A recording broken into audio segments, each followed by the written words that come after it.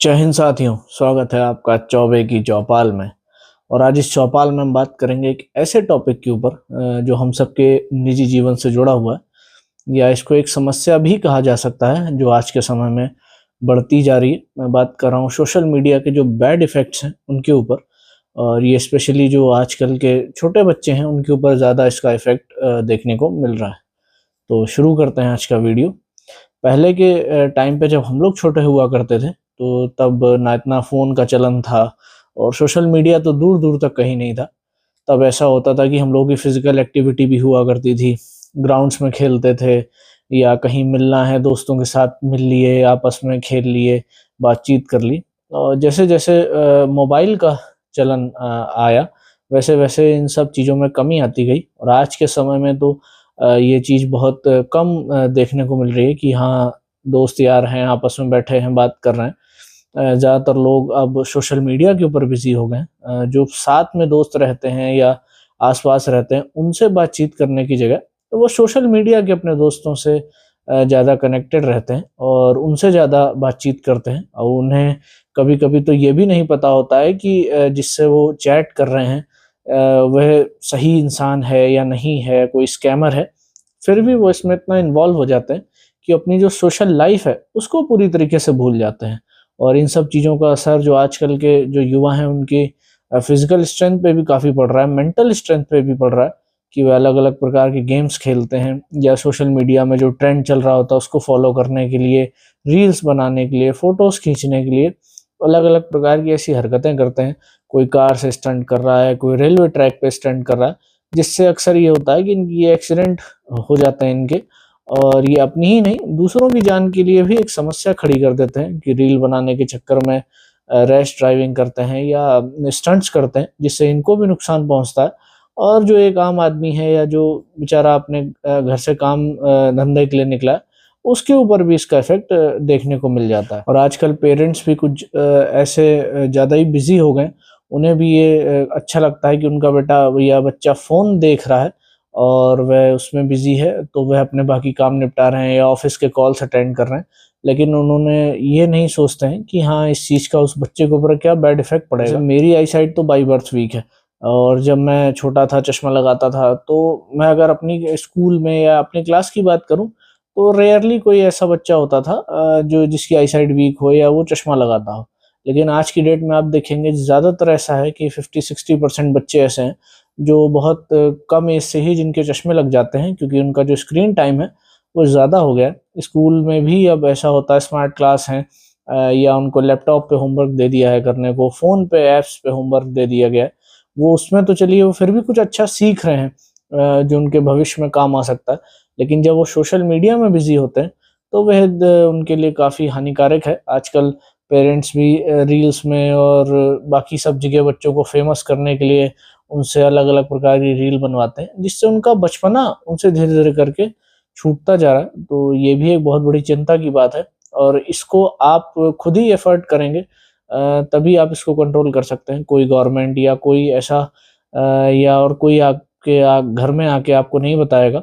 ये आपको खुद ही देखना होगा कि आपका बच्चा किस डायरेक्शन में जा रहा है। वैसे हाँ, बाकी कई देशों ने ऐसा अब धीरे-धीरे इसको इस चीज़ की समस्या को सुलझाने का प्रयास शुरू किया है। अभी हाल में इंडोनेशिया ने भी ऐसा किया है। इंडोनेशिया, फ्रांस और ऑस्ट्रेलिया, इटली जैसे कई आधुनिक देशों ने अपने यहाँ जो बच्चे हैं उनके लिए जो सोशल मीडिया का प्रयोग है, वो एक सर्टेन एज तक बैन कर दिया है। ज़्यादातर वो 14 से 15 का ही एज गैप है या एज ग्रुप है, जिसके लिए उन्होंने कह दिया कि 15 साल से कम उम्र के बच्चों के लिए सोशल मीडिया पूरी तरीके से बैन रहेगा। आप बाकी इंटरनेट इस्तेमाल करिए, जो आपकी एजुकेशन के लिए चीज़ें हैं, उसको आप पढ़िए-लिखिए।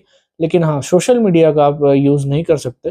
तो ये काफ़ी अच्छी पहल मुझे लगी, और मुझे तो लगता है भारत में भी इस चीज़ को इम्प्लीमेंट करना चाहिए।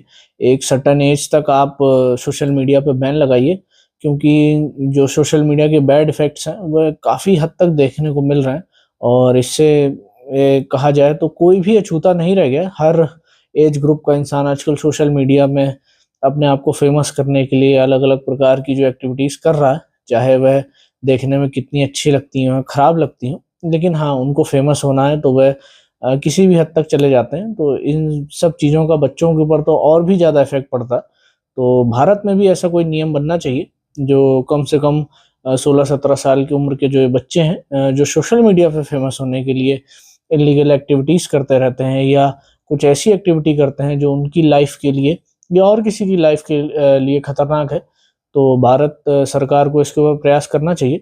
और इंडिया में भी एक सर्टेन एज तक के लिए अब लिमिट लगा देनी चाहिए। पहले जब इंसान किसी टूरिस्ट प्लेस पे जाता था या अपने किसी रिलेटिव से मिलता था तो फोटोज क्लिक किया करता था ताकि एक उसकी अच्छी मेमोरी सेव हो जाए। लेकिन आज की डेट में जब से सोशल मीडिया का ट्रेंड चल गया, इंसान ने कोई भी जगह नहीं छोड़ी है। Even hospitals, police station, courts में भी रील बनने लगी हैं।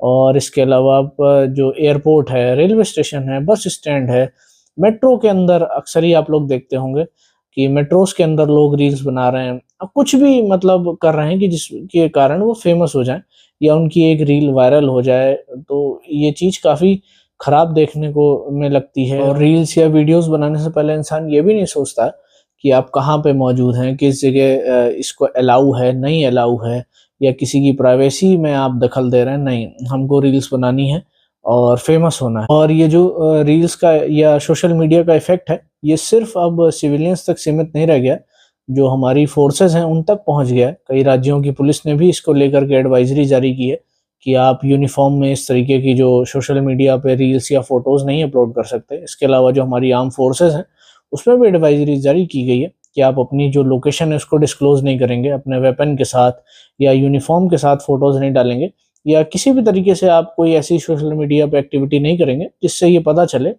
कि आप किसी आर्म फोर्सेस में हैं या आप किस लोकेशन पे हैं। और इसी प्रकार से मैं चाहूँगा कि जिस प्रकार से जो हमारे अधिकारी और जवान हैं उनके लिए ये एडवाइजरी जारी की गई है, वैसे उनके फैमिली मेंबर्स के लिए भी करनी चाहिए।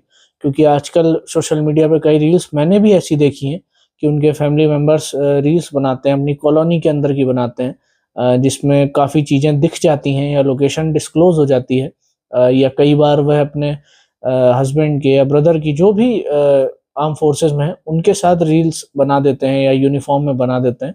तो ये चीज़ें काफ़ी खतरनाक हैं और इसका काफ़ी नुकसान भी हो सकता है। अभी जब इंडिया ने ऑपरेशन सिंदूर किया था उस समय भी ऐसा देखा गया था कि कई सारे कैंटोनमेंट्स में लोगों को रैंडम कॉल्स आए थे उनके बच्चों के पास या उनके फैमिली मेंबर्स के पास कि मैं इस ऑफिस से बोल रहा हूँ या मैं वो अधिकारी बोल रहा हूँ, आपके पेरेंट्स कहाँ हैं या आपका भाई कहाँ है। ऐसी कई सारी शिकायतें ऑपरेशन सिंदूर के ड्यूरेशन देखी गई थी।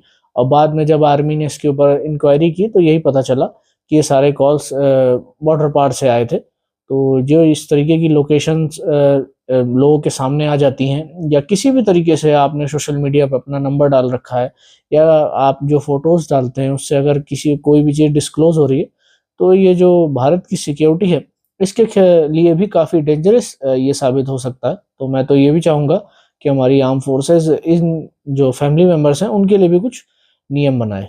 बाकी वहाँ तो चीज़ें आसानी से रूल्स जो हैं वह लागू हो जाएंगे, लेकिन हाँ सिविलियंस के लिए भी एक बड़ी समस्या है कि सिविलियंस के ऊपर जल्दी से नियम लागू नहीं हो पाता है क्योंकि हम लोग खुद ही नहीं उसको लागू होने देते। हर चीज़ में प्रोटेस्ट और ये सब शुरू हो जाता है।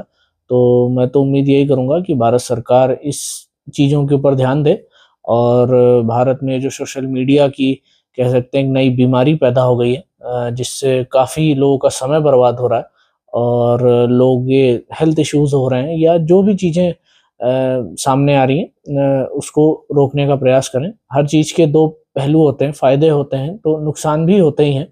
तो कई लोग उससे अपना अर्निंग भी कर रहे हैं, उनका फ़ायदा भी हो रहा है, वो लोगों को अच्छी चीज़ें भी सिखा रहे हैं। लेकिन हाँ बहुत सारे लोग इसी बीच लोगों के खिलाफ अंदर गलत मैसेजेस भी ट्रांसफ़र कर रहे हैं या जो अफ़वाहें फैला रहे हैं। ये भी सोशल मीडिया का एक पार्ट है, इसको भी हम लोगों को स्वीकारना ही होगा।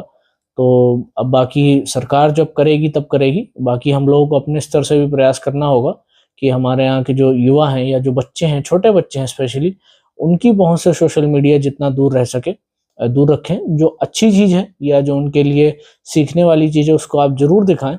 लेकिन हाँ, ये जो फालतू के फेमस होने के लिए जो लोग ये जो एक्टिविटीज़ करते हैं, इससे उनको कृपया दूर रखें और इससे आपका ही फ़ायदा होगा और आपके जो बच्चे हैं उनको भविष्य में काफ़ी इससे फ़ायदा मिलेगा। तो बस इसी के साथ मैं अपना इस टॉपिक को समाप्त करता हूँ। बाकी अगर आप लोगों की क्या राय है इस टॉपिक के ऊपर, आप कमेंट सेक्शन में बता सकते हैं। और अगर आप लोगों को मेरा कंटेंट अच्छा लग रहा है तो प्लीज़ चैनल को सब्सक्राइब करिएगा, वीडियो को लाइक कीजिएगा और कमेंट सेक्शन में अपना प्यार दीजिएगा। धन्यवाद। जय हिंद।